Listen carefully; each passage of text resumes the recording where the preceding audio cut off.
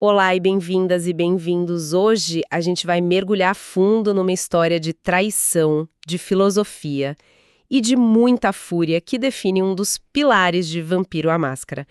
Estamos falando, claro, do Clã Bruja. As Uhum. fontes que a gente analisou pintam um quadro assim muito diferente do que a maioria conhece.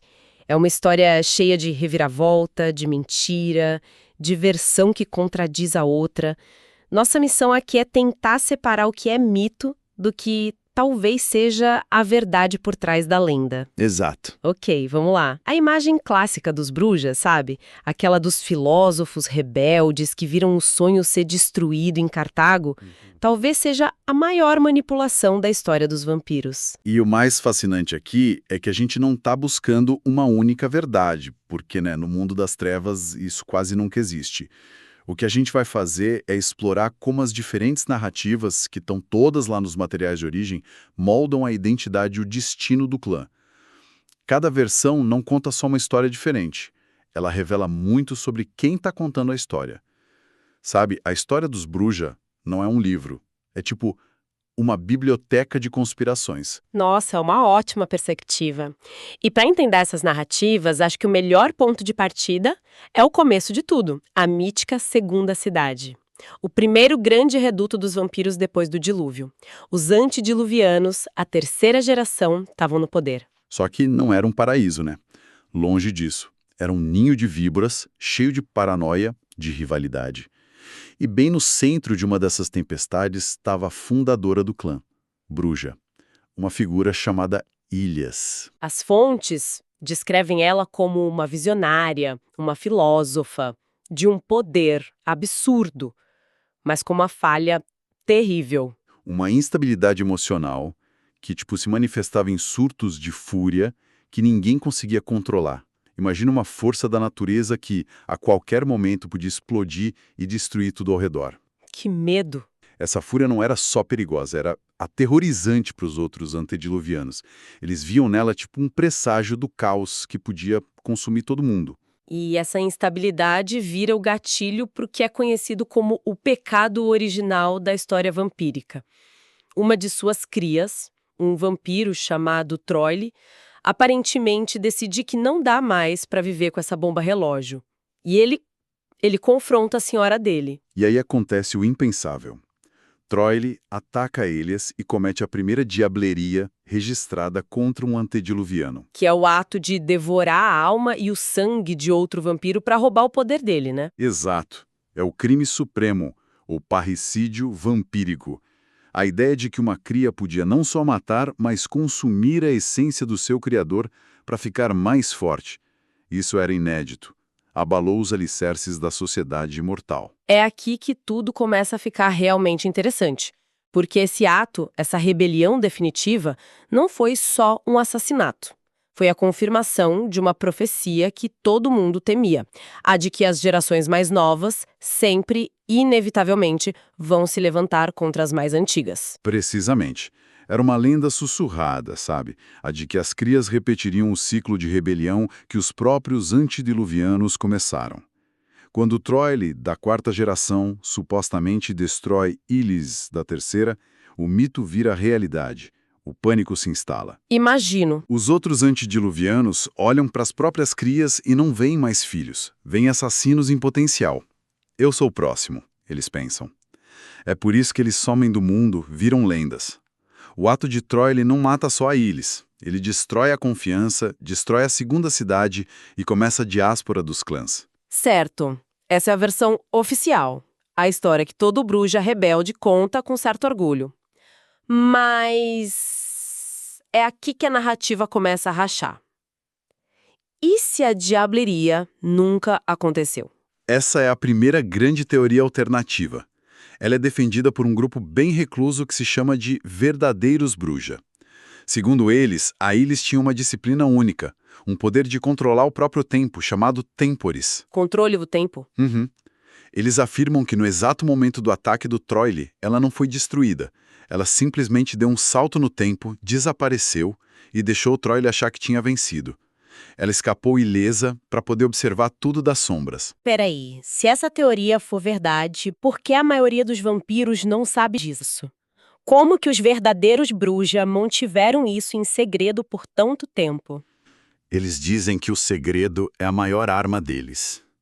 Eles se veem como a linhagem pura, os herdeiros de verdade da Elias, e consideram os bruxa que a gente conhece, os descendentes do Troif, como uma linhagem de usurpadores, uma versão diluída e inferior. Nossa! Para eles, a famosa disciplina rapidez, a supervelocidade dos bruxa, é só uma sombra, um eco imperfeito do poder real da fundadora deles sobre o tempo.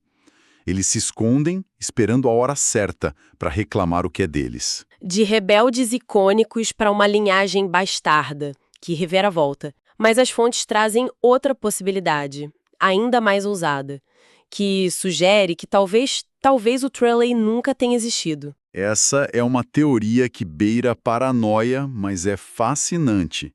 Ela sugere que a Ailes, na sua genialidade e loucura, inventou a figura do Troile. Como assim? Ela teria encenado a própria morte, criando um bode expiatório para justificar o sumiço dela.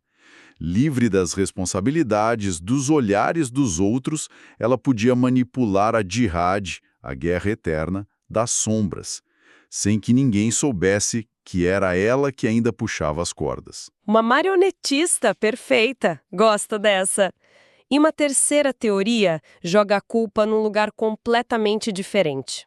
Os rivais históricos dos Brujá, os Ventril. Se a gente conectar isso ao quadro geral, essa versão reescreve tudo. A briga original não teria sido entre Ilis e sua cria, mas entre a Ailes e o antediluviano Ventril. Numa disputa de poder, ele a teria matado. E o Troile? O Troile, ao chegar e encontrar a senhora dele destruída, teria entrado num frenesi cego de fúria e cometido diablerie, mas não na Ilias, no antediluviano Ventril. Uau! Isso muda absolutamente tudo.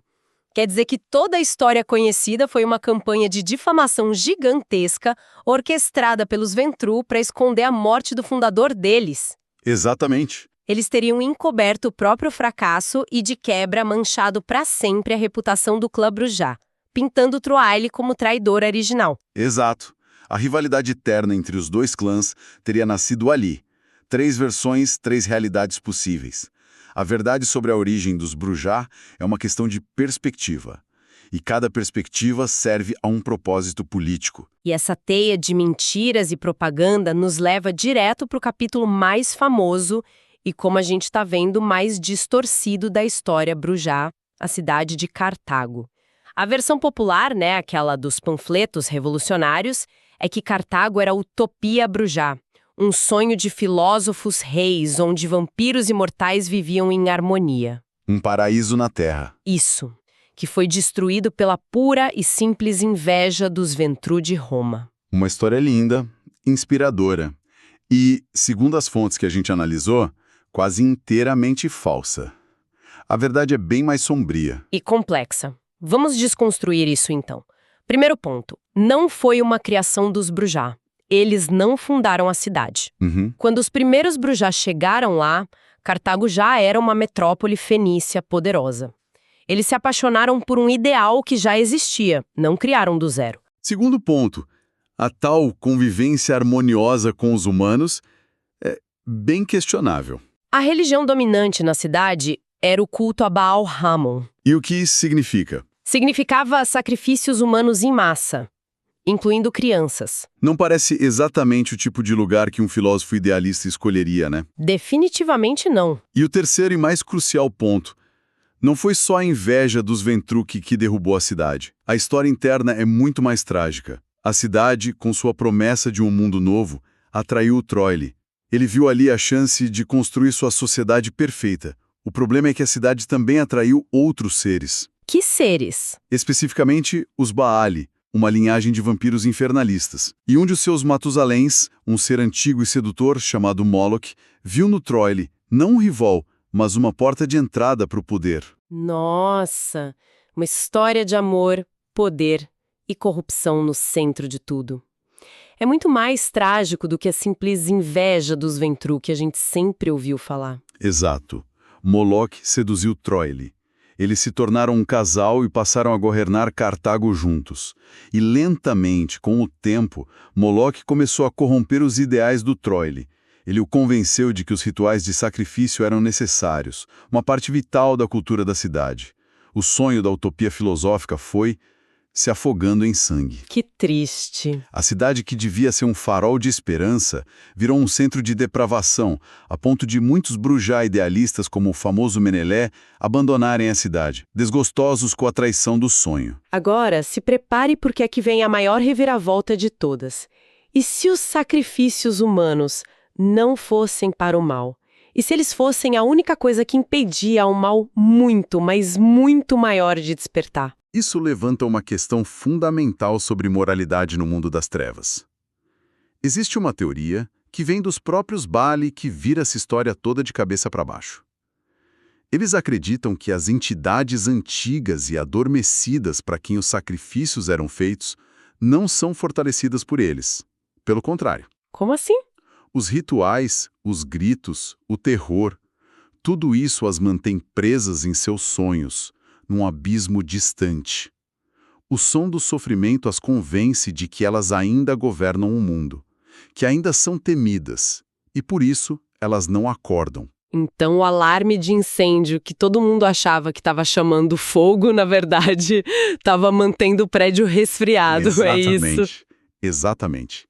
Nessa visão, Moloch não era um vilão corruptor, ele era um guardião, realizando atos terríveis para evitar um horror inimaginável. Ele e Troile não estavam levando a cidade à perdição. Estavam protegendo toda a existência do apocalipse. Nossa! Cartago não era um antro de depravação, era a barragem que continha o fim do mundo. Isso mostra algo do mundo das trevas. Quanto mais puro um ideal como o sonho de Cartago, mais suscetível é a virar a fonte de um mal ainda maior. A tentativa de criar o paraíso pode ter acelerado a chegada do inferno. Exatamente. O que nos leva, inevitavelmente, à destruição de Cartago.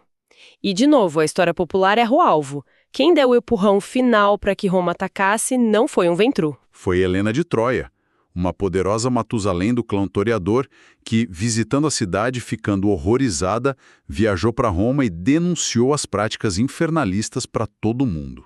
E os Ventru, claro, não precisaram de muito convencimento. Nem um pouco. Com o apoio de outros clãs, eles marcharam, sitiaram e destruíram a cidade completamente. Acreditaram que estavam extirpando um câncer do mundo. Então, qual o resultado disso tudo? Ao destruir a cidade para acabar com o mal dos sacrifícios, eles acidentalmente desligaram o sistema de contenção que mantinha a ameaça real adormecida. O fim de Cartago não foi uma vitória da ordem sobre o caos. Foi o início da contagem regressiva para Gehenna, o Apocalipse. Eles não salvaram o mundo. Eles o condenaram. E o impacto no clã Bruja foi, assim, sísmico, permanente. Os sobreviventes que viram seu sonho ser reduzido a cinzas se sentiram traídos por todos. Foi naquele momento que eles abandonaram a filosofia e abraçaram a fúria. A imagem do clã muda para sempre, de sábios para rebeldes iconoclastas anarquistas. A queda de Cartago vira o mito fundador da identidade rebelde do clã. Exato. Eles se tornam a revolução encarnada porque a ordem estabelecida destruiu a única coisa que já importou para eles. E para entender essa teia de traições, de filosofias e histórias complexas, é preciso ter uma mente que gosta de sistemas de narrativas densas. Falando nisso, essa é uma característica que a gente vê muito no perfil de quem se envolve com RPGs como este. São pessoas geralmente muito criativas, inteligentes e com um forte hábito de leitura. Exatamente. É uma habilidade de processar informações complexas, de criar estratégias e se aprofundar em mundos ficcionais ricos. Esse perfil, na verdade, tem uma sinergia muito grande com a dedicação e o foco necessários para estudar para provas e concursos. E se esse é o caso, se o estudo faz parte da sua rotina e você quer se preparar de verdade, entra agora em medcob.com.br Baixa o app e aproveita o maior banco de questões do Brasil, com provas anteriores de todas as instituições, questões comentadas, resumos práticos, aulas completas e flashcards prontos para revisar onde quiser. Retomando então, a história que a gente conhecia foi completamente desconstruída. A diableria original pode ter sido uma farsa. A utopia de Cartago era, na melhor das hipóteses, um pesadelo bem intencionado. E a queda dela pode ter condenado o mundo. Mas ainda resta uma peça final e crucial nesse quebra-cabeça. Sim, os Brujas são universalmente conhecidos por sua maldição. A fúria, a dificuldade em resistir ao frenesi. É a característica que os define na sociedade vampírica. Mas as fontes que a gente analisou sugerem algo muito curioso. Que essa fúria, como uma característica de todo o clã, só despertou neles depois da queda de Cartago. Antes disso, eram filósofos. Exato. A instabilidade era um traço da Ilis, não necessariamente de todos os descendentes. E o que isso quer dizer?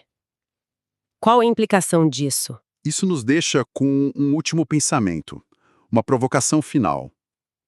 Se a história da diableria que funda a rebelião do clã é uma mentira ou uma manipulação, se a história da utopia perdida de Cartago é uma autoilusão, se quase toda a base histórica do clã é uma fabricação, será que a própria maldição do clã, sua característica mais fundamental e definidora, também não passa de outra grande mentira que eles contam a si mesmos e ao mundo? Construída sobre uma rebelião e uma fúria supostamente inatas, pode ser só uma escolha. Uma narrativa autoimposta? Isso é algo para